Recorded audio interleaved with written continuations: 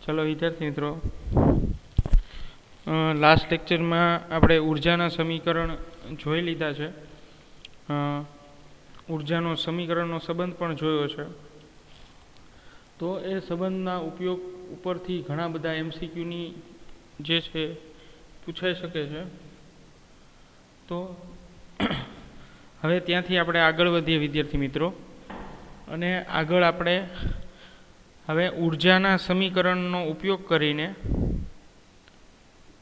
જોવાનું છે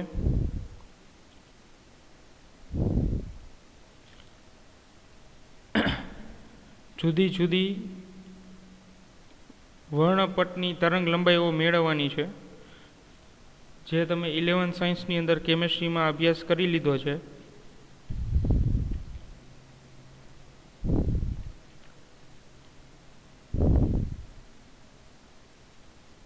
તો આજનો ક્વેશ્ચન છે, જ્યારે ઇલેક્ટ્રોન એક કક્ષામાંથી બીજી કક્ષામાં સંક્રાંતિ કરે ત્યારે ફોટોનનું ઉત્સર્જન કરે છે. યાદ હોય તો વિદ્યાર્થી મિત્રો, આ બોહરનો ત્રીજો અધિતર્ક ને આમ બીજો અધિતર્ક છે.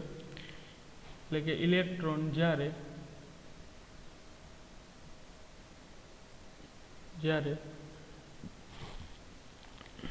એક કક્ષામાંથી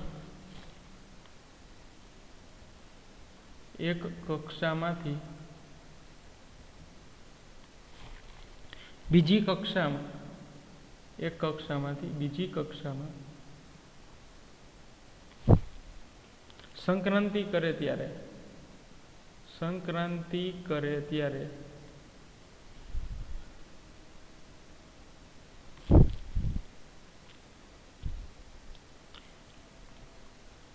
તરંગ લંબાઈ દર્શાવતું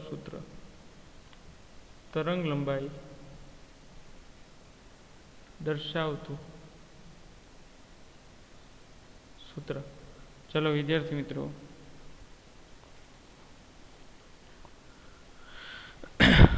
ઇલેક્ટ્રોન જ્યારે એક કક્ષામાંથી બીજી કક્ષામાં જશે ત્યારે અમુક પ્રકારના ફોટોનનું ઉત્સર્જન કરે છે. તો એ બી તમને ખાસ ખ્યાલ છે વિદ્યાર્થી મિત્રો. તો હવે ઇલેક્ટ્રોન કઈ કક્ષામાંથી કઈ કક્ષામાં જાય ત્યારે કેટલા પ્રકારની તરંગ લંબાઈનું ઉત્સર્જન કરશે? તો એવું ફિક્સ નહીં હોય વિદ્યાર્થી મિત્રો કે તરંગ લંબાઈ અચળ રહેશે. સમજો વિદ્યાર્થી મિત્રો કે તરંગ લંબાઈ અચળ રહેશે એવું જરૂરી નથી. ઇલેક્ટ્રોન ચોથી કક્ષામાંથી જ્યારે પહેલી કક્ષામાં આવશે ત્યારે, ત્રીજી કક્ષામાંથી પહેલી કક્ષામાં આવશે ત્યારે, બીજી કક્ષામાંથી ગ્રાઉન્ડ સ્ટેટ ઉપર આવશે ત્યારે, તો એમ જુદી જુદી કક્ષામાંથી સંક્રાંતિ કરે તો એ દરમિયાન એના ઉર્જા લેવલો જે છે, ઉર્જા સ્તરો છે, એ કેવા મળશે વિદ્યાર્થી મિત્રો? જુદા જુદા મળે છે. ચલો સમજાય વિદ્યાર્થી મિત્રો?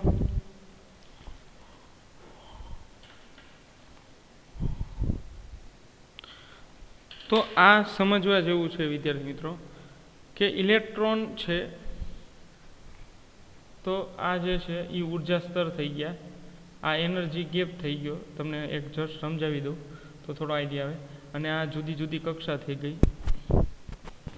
તો ઇલેક્ટ્રોન જ્યારે આ કક્ષામાંથી પહેલી કક્ષામાં જાય, બીજીમાં જાય, ચોથીમાં જાય, હવે ત્યાં થોડોક ટાઈમ રહેશે, પછી જ્યારે ત્યાંથી ગ્રાઉન્ડ ઉપર આવશે, ઇલેક્ટ્રોન જ્યારે ગ્રાઉન્ડ પર આવશે ત્યારે ફોટોનને રિલીઝ કરશે, એચ મ્યુ અથવા તો HF. મ્યુ એટલે ફ્રીક્વન્સી થાય. ચલો, તો એચ મ્યુ અથવા તો HF એ ફોટોનને રિલીઝ કરે છે. તો એ જે ફોટોન રિલીઝ થઈને નીકળે છે બહાર વિદ્યાર્થી મિત્રો, તો એની કોઈ એક ચોક્કસ તરંગ લંબાઈ હશે.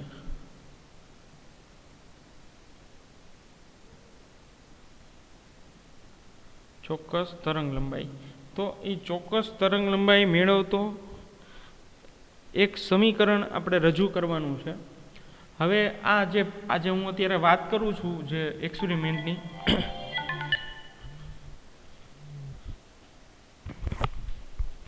ચલો તો વિદ્યાર્થી મિત્રો,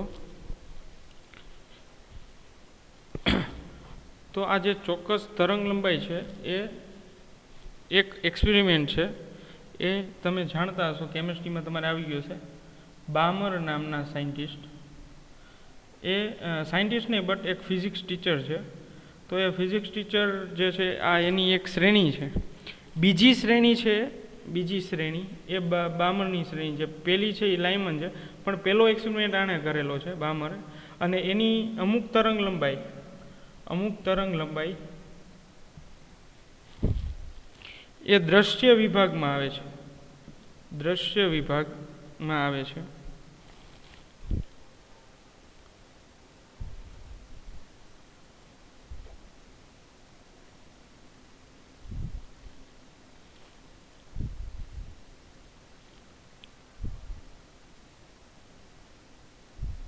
ચલો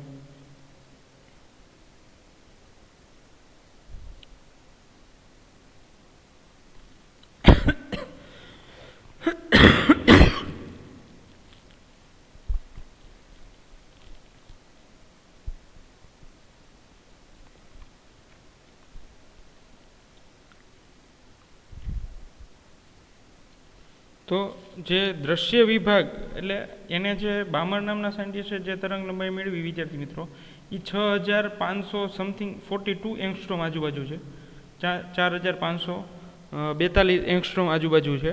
તો આ પ્રકારની તરંગ લંબાઈ એને એચ આલ્ફા નામ આપેલું એ સાયન્ટિસ્ટે. તો એચ આલ્ફા એટલે એક તરંગ લંબાઈનો વિસ્તાર છે, કે એ તરંગ લંબાઈ એટલી તરંગ લંબાઈ ધરાવતો વિસ્તાર છે એ બામર નામના સાયન્ટિસ્ટ દ્વારા મળે છે.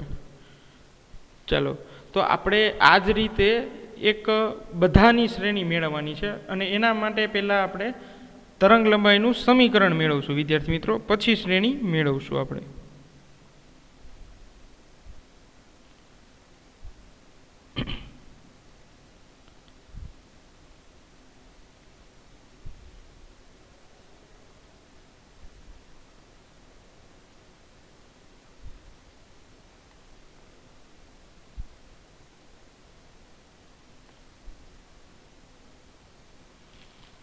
ચલો, તો હવે શ્રેણી તરંગ લંબાઈનું સમીકરણ મેળવવા માટે આપણે આ ઇરેઝ કરી નાખીએ. તો તમને સમજાય એના માટે આ વિદ્યાર્થી મિત્રો કરેલું છે. તો જુદી જુદી સંક્રાંતિ થશે તો એ દરમિયાન તરંગ લંબાઈ પણ જુદી જુદી મળશે.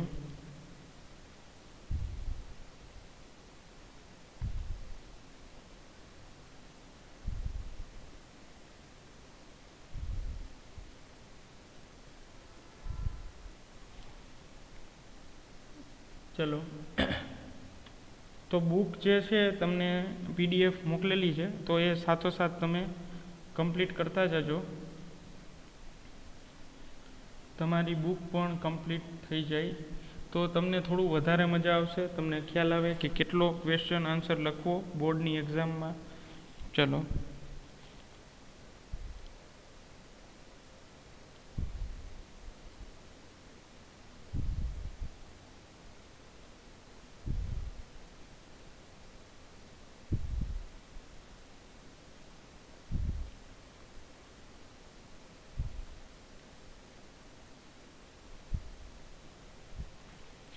ચલો તો જોઈએ હવે.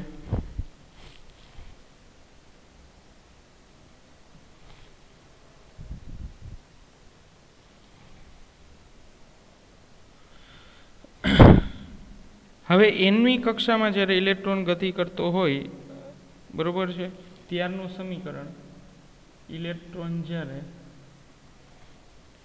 nમી કક્ષામાં ગતિ કરે ત્યારે ઉર્જાનો તફાવત, એટલે ત્યારે ઉર્જા n કક્ષામાં હોય ત્યારે ઉર્જા En બરાબર -mz² e⁴ ના છેદમાં 8ε0² n²h², આ રીતે આવશે વિદ્યાર્થી મિત્રો. આ સમીકરણ છે વિદ્યાર્થી મિત્રો. આપણે ઉર્જાનું સમીકરણ ગયા લેક્ચરમાં મેળવ્યું એ સમીકરણ જ લખેલું છે, બીજું કંઈ નથી. હવે આપણે ધારવાનું છે કે ધારો કે ઉર્જાનો તફાવત, સપોઝ કે ધારો કે જો વિદ્યાર્થી મિત્રો પહેલાં હું તરંગ લંબાઈનું સૂત્ર મેળવીશ, પછી આ જે બામર શ્રેણીને એ શ્રેણી પછી ચાલુ થશે. અત્યારે આપણે ફક્ત ઉર્જાના સમીકરણ પરથી તરંગ લંબાઈનું સમીકરણ મેળવવાનું છે. એટલે કે ધારો કે ni મી કક્ષા NIમી કક્ષામાંથી NK કક્ષામાં સંક્રાંતિ કરે ત્યારે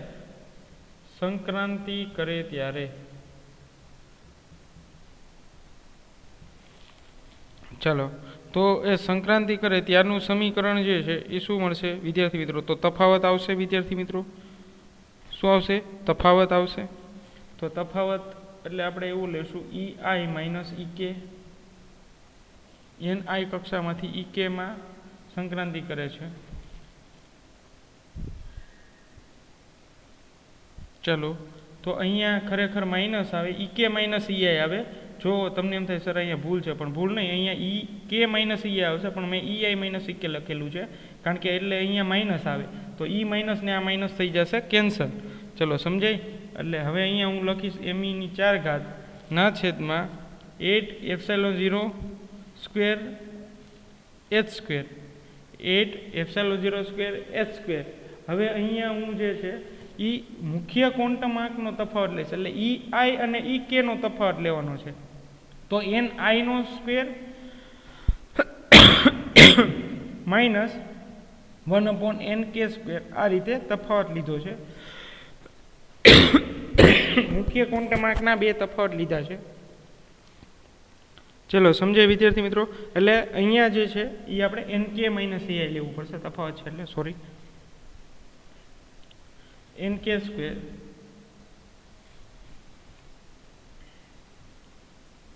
ચલો તફાવત આવી ગયા.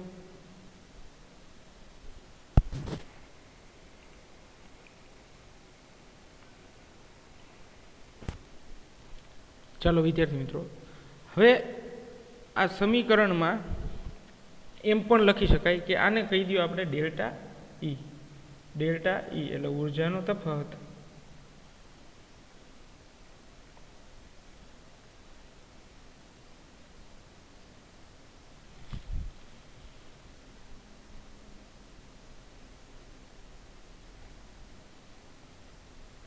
ચલો તો આ મળી ગયું ઉર્જાનો તફાવત વિદ્યાર્થી મિત્રો. હવે આ જે ઉર્જાનો તફાવત મળેલો છે વિદ્યાર્થી મિત્રો,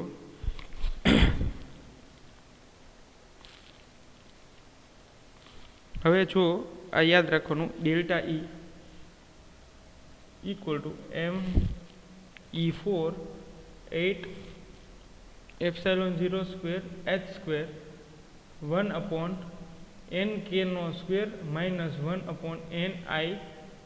આ રીતે ફોર્મ્યુલા બનશે વિદ્યાર્થી મિત્રો.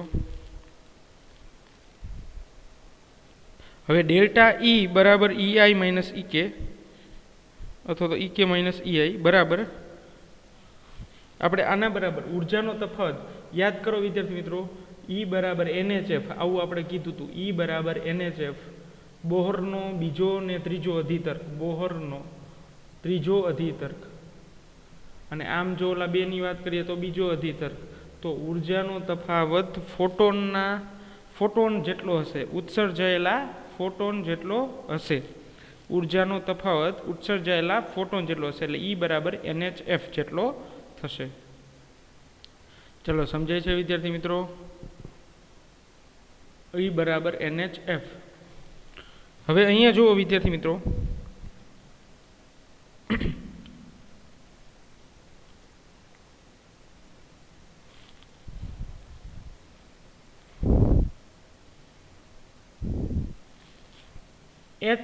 હવે F છે તો F બરાબર આવી રીતે લખી શકો C/λ.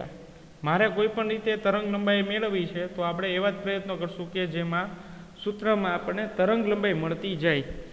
એટલે F બરાબર C/λ આ સૂત્ર છે. આપણે વિદ્યુત ચુંબકીય તરંગોમાં પણ આ સૂત્ર જોયું હતું કે પ્રકાશની ઝડપ એ કોઈ પણ તરંગ લંબાઈ અને ફ્રીક્વન્સીના ગુણાકાર જેટલી હોય છે. એટલે કોઈ પણ પ્રકારની તરંગ લંબાઈ ફ્રીક્વન્સી હોય કોઈ પણ વેવની, વિદ્યુત ચુંબકીય તરંગની, તો એના ગુણાકાર બરાબર પ્રકાશનો વેગ થાય. આટલું આપણે જોયું હતું. ચાલો હવે આ વસ્તુ આપણે એડ કરીને આગળ લખતા જઈએ. તો N હવે ઈ બરાબર એટલે કે ડેલ્ટા ઈ બરાબર હું શું લખીશ વિદ્યાર્થી મિત્રો, NHC/લેમ્ડા, NHC/લેમ્ડા, અને n બરાબર 1 છે સપોઝ, તો HC/લેમ્ડા ઉર્જાનું સમીકરણ બરાબર આપણે લખશું HC/લેમ્ડા.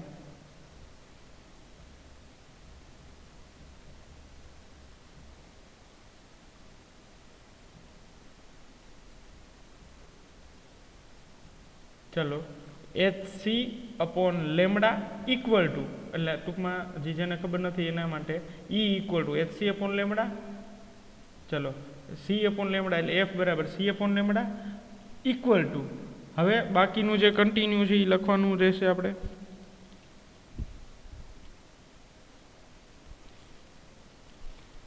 શું છે?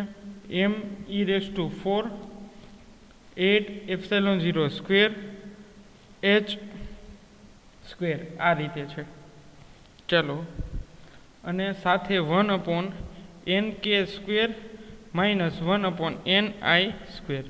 ચલો સમજાય વિદ્યાર્થી મિત્રો આટલું? હવે જુઓ વિદ્યાર્થી મિત્રો, આની અંદર હું મારે લેમ્બડા જ જોઈ છે ફક્ત, તો સી ને અને એચ ને હું બંનેને નીચે મલ્ટીપ્લાયમાં જવા દઉં. તો જુઓ E ઇક્વલ ટુ, જોજો E ઇક્વલ ટુ 1/લેમ્ડા. હવે ઈની જરૂર જ નથી પણ આપણે જોઈ છીએ કે E બરાબર શું છે, તો કે 1/લેમ્ડા ઇક્વલ ટુ ME⁴, ME⁴, પછી 8ε0 સ્ક્વેર, 8ε0 સ્ક્વેર, પછી આવશે સી, પછી આવશે સી મલ્ટીપ્લાયમાં, અને h સ્ક્વેર છે તો h હજી મલ્ટીપ્લાય થાય તો અહીંયા થઈ જશે h³. આરામથી જુઓ વિદ્યાર્થી મિત્રો, જેટલી શાંતિ રાખીને સમીકરણ બનાવશો તો ભૂલો એટલી ઓછી પડશે. ચાલો, તો આ તરંગ લંબાઈનું સમીકરણ બનતું જાય છે 1/લેમ્ડા equal to ME⁴ 8ε0 square CH³.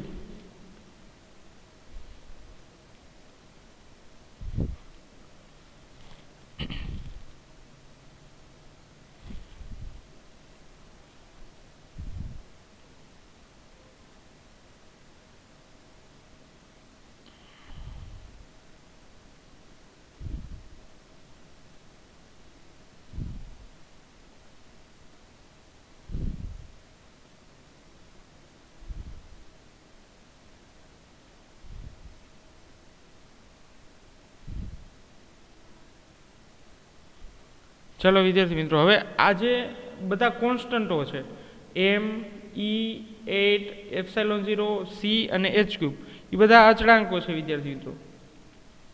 તો એ બધા અચળાંકોની કિંમત મૂકતા જઈએ આપણે,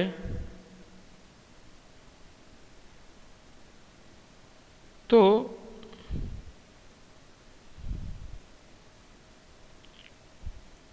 શું થશે જુઓ, ત્યાં એ બધા અચળાંકની જગ્યાએ આપણે R લખવાનું છે, રીડબર્ગ અચળાંક.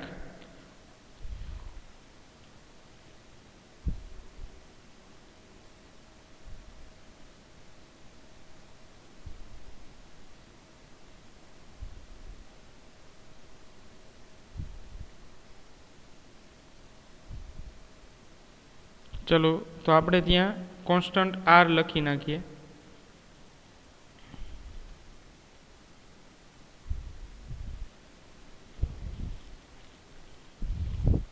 આના આ જે છે એનું હું તમને કહું, જો અહીંયા M છે એ દળ છે ઇલેક્ટ્રોનનું, એ અચળ છે. E છે તો ઇલેક્ટ્રોનનું 1.6 × 10⁻⁹ કુલમ, સોરી ઇલેક્ટ્રોન વોલ્ટ, એ પણ કોન્સ્ટન્ટ છે. તો આ બધી વેલ્યુ કોન્સ્ટન્ટ છે.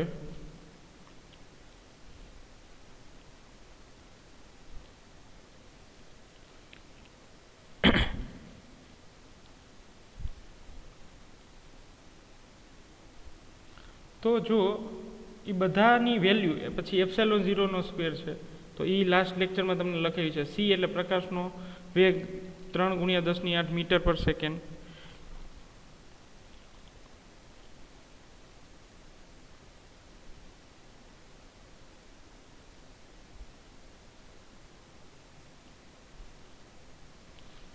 તો જો એચ છે એ પ્લાન્ક અચળાંક છે, પ્લાન્ક અચળાંક.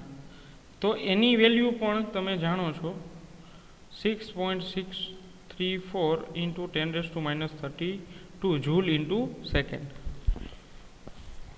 ચલો, તો આ બધાની વેલ્યુ જે છે એના જગ્યાએ આર આવી જશે.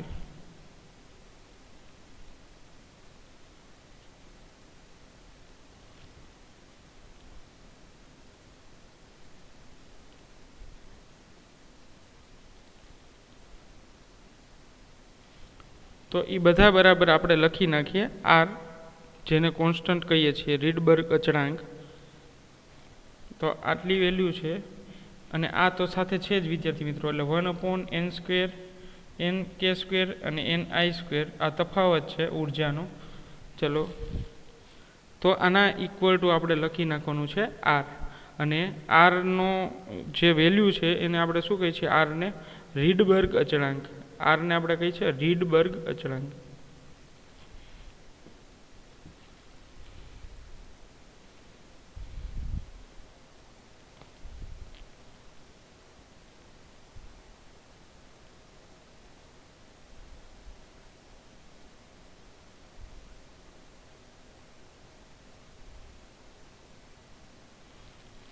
ચલો, તો E ઇક્વલ ટુ, હવે હું ડાયરેક્ટ વિદ્યાર્થી મિત્રો આર જ લખું છું. E equal to 1/λ equal to, જોજો આરામથી, આર ઇન્ટુ 1/ni², સોરી, હા, nk² minus ni², nk² minus ni². ચલો, આ રીતે થઈ જશે.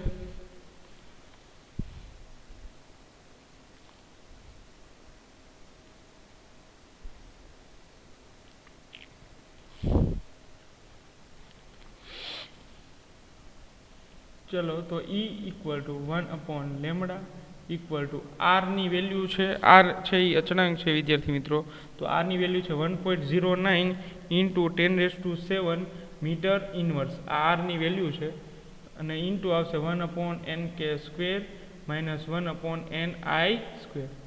ચલો, થઈ જાય વિદ્યાર્થી મિત્રો. તો આ સમીકરણ મળી ગયું આપણને તરંગ લંબાઈનું.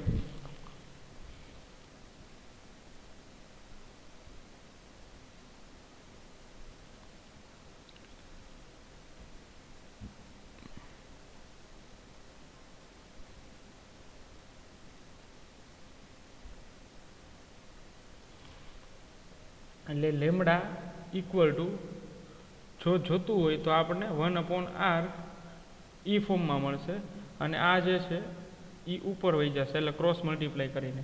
એટલે જ્યારે આપણે લેમડાના ફોર્મમાં જોતું હોય વિદ્યાર્થી મિત્રો, ત્યારે આનો ક્રોસ મલ્ટીપ્લાય કરવાનો, અને પછી જે છે એ સમાંતર અવરોધોનું કેમ લઈએ છીએ આપણે, એ રીતે આપણે મેળવવાનું થાય. એટલે આ જે છે એનું વ્યસ્ત પ્રમાણ, સાદુરૂપ આપીને વ્યસ્ત પ્રમાણમાં લખવાનું છે.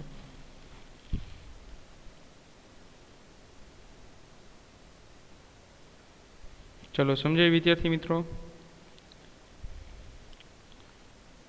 તો આ જુદી જુદી શ્રેણીઓ જે છે એ જુદા જુદા જે સાયન્ટિસ્ટો છે એ બધાએ મેળવેલી શ્રેણીમાં આપણે એની કિંમતો એડ કરી દઈએ.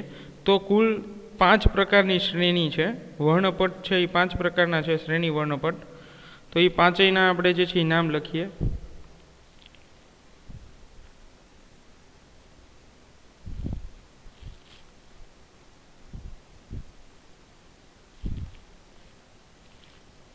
શ્રેણી વર્ણપટ.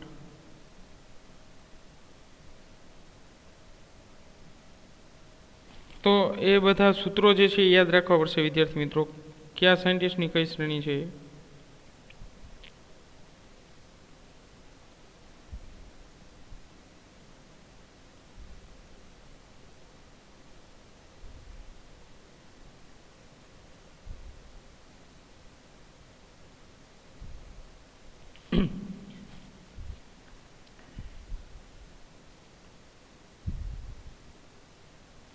તો 1/λ ઇક્વલ ટુ આર.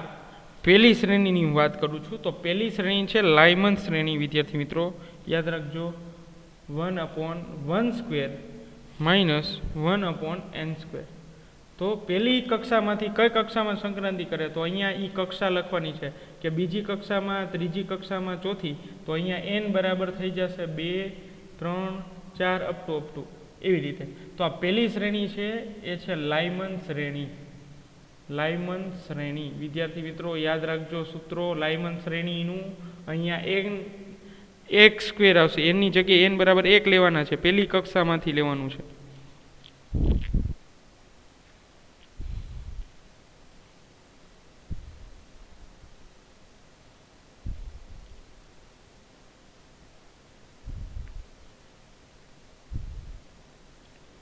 હવે આ જે લાયમન શ્રેણી છે એ એમસીક્યુમાં પૂછાય વિદ્યાર્થી મિત્રો એ કયા પ્રકારની તરંગ લંબાઈ રિલીઝ કરે છે તો એ પારજાંબલી તરંગ લંબાઈ રિલીઝ કરે છે. પારજાંબલી.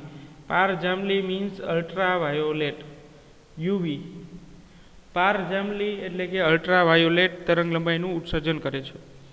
આ પહેલી શ્રેણી. હવે એવી જ રીતે બીજી શ્રેણી છે એ 1/λ ઇક્વલ ટુ આવશે r 1/1² માઇનસ 1/n². તો અહીંયા 1 ની જગ્યાએ 2 આવશે વિદ્યાર્થી મિત્રો. આટલો જ ચેન્જ કરવાનો છે. એ મેં તમને વાત કરી એમ કે બામર શ્રેણી આવશે. એ શ્રેણીનું નામ છે બામર શ્રેણી અથવા તો બામર વર્ણપટ. અને એ જો તમને પૂછાય એમસીક્યુ માટે તો એનો કયા તરંગ લંબાઈ વર્ણપટમાં સમાવેશ થાય છે. આપણે વર્ણપટ જોઈ લીધા છે. જાનીવાલી પિનારાની જેમ જ 7 રંગ છે એવી રીતે 7 વર્ણપટ યાદ રાખવાના છે. એ રીતે એવું નથી કે 7 રંગના 7 વર્ણપટ છે પણ 7 વર્ણપટ છે એ જ રીતે 7 રંગો છે. તો દ્રશ્ય વિભાગ જે છે દ્રશ્ય વિભાગની શ્રેણી 7 તરંગો છે એમાંના દ્રશ્ય વિભાગ એમાં આવે છે ચોથા નંબર પર. તો પારજાંબલી પછી દ્રશ્ય વિભાગ છે એ બામર શ્રેણી દ્રશ્ય વિભાગની શ્રેણી આપશે તરંગ લંબાઈ આપશે.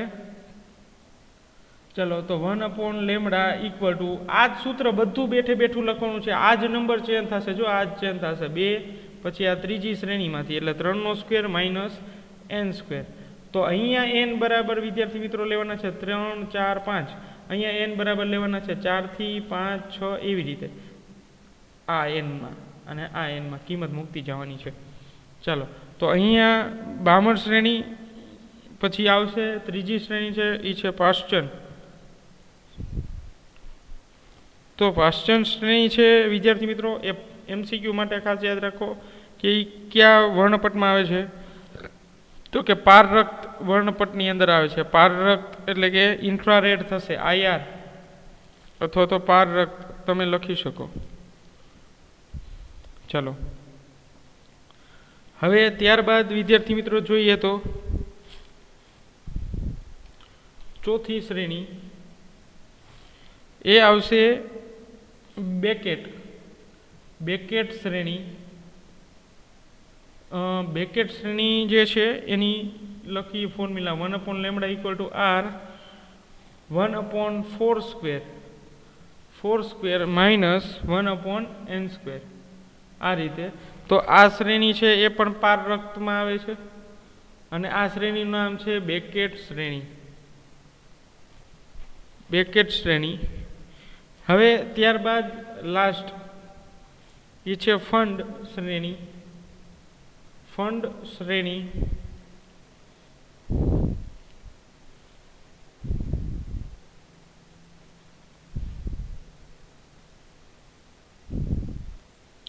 ચલો તો ફંડ શ્રેણીમાં એ જ formula 1/λ equal to r 1/ Pfund શ્રેણી અંદર આવશે 5² માઇનસ 1/n². અને ફંડ શ્રેણી જે છે એ શેમાં આવે છે એ જોઈએ આપણે.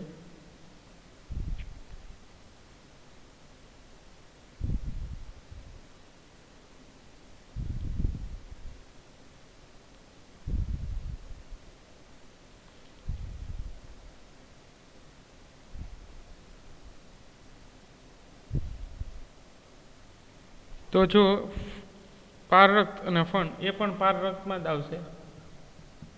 પારરક્ત એટલે IR. ઇન્ફ્રારેડની ઓમે વિસ્તાર વધારે છે. તો આ રીતે બધા સૂત્રો તમારે યાદ રાખવાના છે શ્રેણી વર્ણપટના.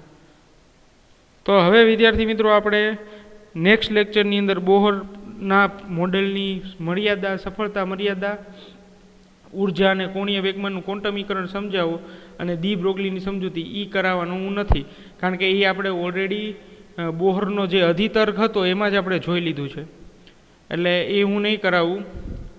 ત્યારબાદ આપણે હાઇડ્રોજન પરમાણુની આયનીકરણ ઉર્જા અને ઉત્સર્જન ઉર્જા, બસ એ એક જોવાનું છે, આયનીકરણ ઉર્જા અને ઉત્સર્જન ઉર્જા. તો આવતા લેક્ચરની અંદર 2 જ ક્વેશ્ચન રહેશે, બોહરના મોડલની સફળતા અને મર્યાદા અને ઉર્જા અને કોણીય વેગમાનનું ક્વોન્ટમીકરણ. પછી બસ દાખલા રહેશે ખાલી. ચલો વિદ્યાર્થી મિત્રો, તો આ રીતે તમારે બધા તમામ સૂત્રોની તૈયારી કરવાની રહેશે. તો આજના લેક્ચરમાં જે ચાલેલું છે એ બધું તમારે MCQ માટે વધારે પૂછાય એવું શક્યતા વધારે છે, પ્લસ સ્વાધ્યાય અને ઉદાહરણના જે દાખલા છે એ આ જ સમીકરણ ઉપર આધાર રાખશે, જ્યાં મેં તમને શ્રેણીના બધા લખી દીધા છે વર્ણપટ એના. અને આ સંબંધ એક ખાસ યાદ રાખવાનો છે, આ જોઈ લ્યો, E=1/λ બરાબર આખું સમીકરણ તમારે યાદ રાખવાનું છે.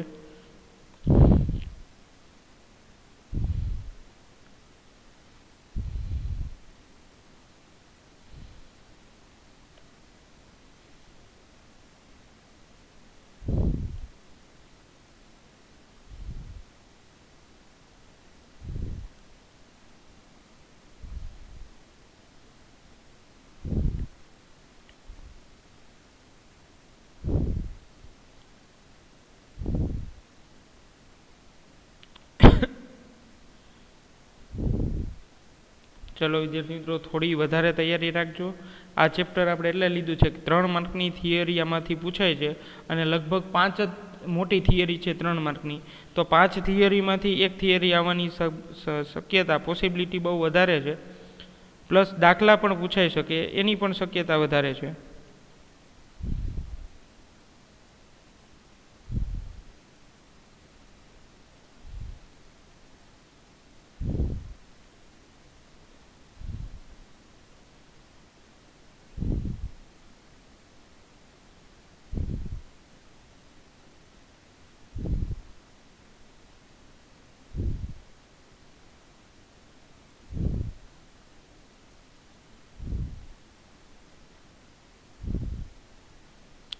ચલો વિદ્યાર્થી મિત્રો, તો હવે નેક્સ્ટ લેક્ચરમાં આપણે થિયરી કમ્પ્લીટ થઈ જશે અને પછીના 2 લેક્ચરમાં આપણે ન્યુમેરિકલ પૂરા કરી લેશું. ચલો, તો આપણો આ પ્લાન પ્રમાણે જે છે ચાલતા રહીએ તો આપણે લગભગ ફેબ્રુઆરી સુધીમાં કોર્સ આપણો કમ્પ્લીટ થઈ જશે. પછી પણ તમને 3 મહિના મળશે. તો સાથોસાથ તૈયારી કરતા રહેજો વિદ્યાર્થી મિત્રો. થોડું જે છે એ આયોજન પ્રમાણે વર્ક કરજો. અમુક જે છે એ પેપરમાં ઇનરેગ્યુલર રહે છે, પેપર ટાઈમે સબમિટ નથી કરતા, તો એ લોકો ખાસ time to time paper follow up કરતા જાજો. ચાલો.